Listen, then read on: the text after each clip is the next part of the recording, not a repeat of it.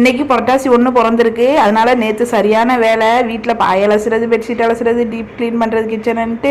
நம்ம புரட்டாசி பிறக்கிறப்ப நம்ம உடம்ப வந்து பெண்டை கட்டிட்டு தான் பிறக்குது. அது வேலை முடியவே 7 மணி ஆயிட்டு. ஒரு தோசைக்கல் இருந்துச்சு போன வருஷம் புரட்டாசியில் யூஸ் பண்ணது வெஜ்ஜி. அதை என்னன்னா முட்டையை போட்டு பரட்டிட்டாங்க. அதனால தோசைக்கல் வந்து வெஜ்ஜில் தான் வாங்கி யூஸ் பண்ணணும்னு ஹஸ்பண்ட் சொல்லிட்டாங்க.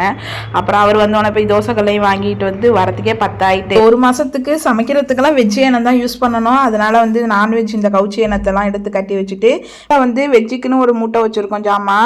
அதை தான் எடுத்து வச்சிடலாம் அப்படின்னு சொல்லிட்டு எடுத்து வச்சாச்சு. காலையில் எடுத்து வைக்கலாம் அப்படின்னா காலையில் சமைக்க தான் கரெக்டாக இருக்கும், சீக்கிரம் எந்திரிச்சு. அதனால அப்போ எடுத்து வைக்க முடியாது, நைட்டே எடுத்து வச்சாச்சு. ஊர்லலாம் வந்து ரொம்ப சுத்தபத்தமாக புரட்டாசிக்கு சாமி கும்பிடுவாங்க. நம்ம வந்து சென்னையில் அந்த மாதிரி இருக்க முடியாது. நம்ம வந்து வெளில போகிறோம் வரோம். ஊரில் வந்து வெளியில் போனால் தலை குளிச்சு தான் உள்ளே போகணும், யாரையும் தொடக்கூடாது அப்படி இப்படின்னு. ஹஸ்பண்ட் வந்து எல்லாமே வெஜ் தான் யூஸ் பண்ணணும், ஒன்று கூட நான்வெஜ் ஜாமான் யூஸ் பண்ணக்கூடாதுன்னு ரொம்ப ஸ்ட்ரிக்ட்டு.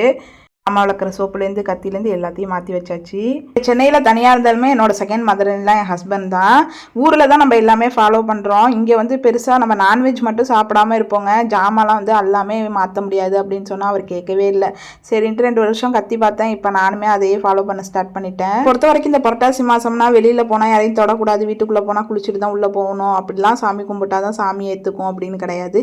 நம்ம மனசு சுத்தமாக இருந்து எது சாமிக்கு செஞ்சாலும் கண்டிப்பாக சாமி ஏற்றுக்கும்னு நான் நினைக்கிறேன். நீங்கள் என்ன நினைக்கிறீங்கன்னு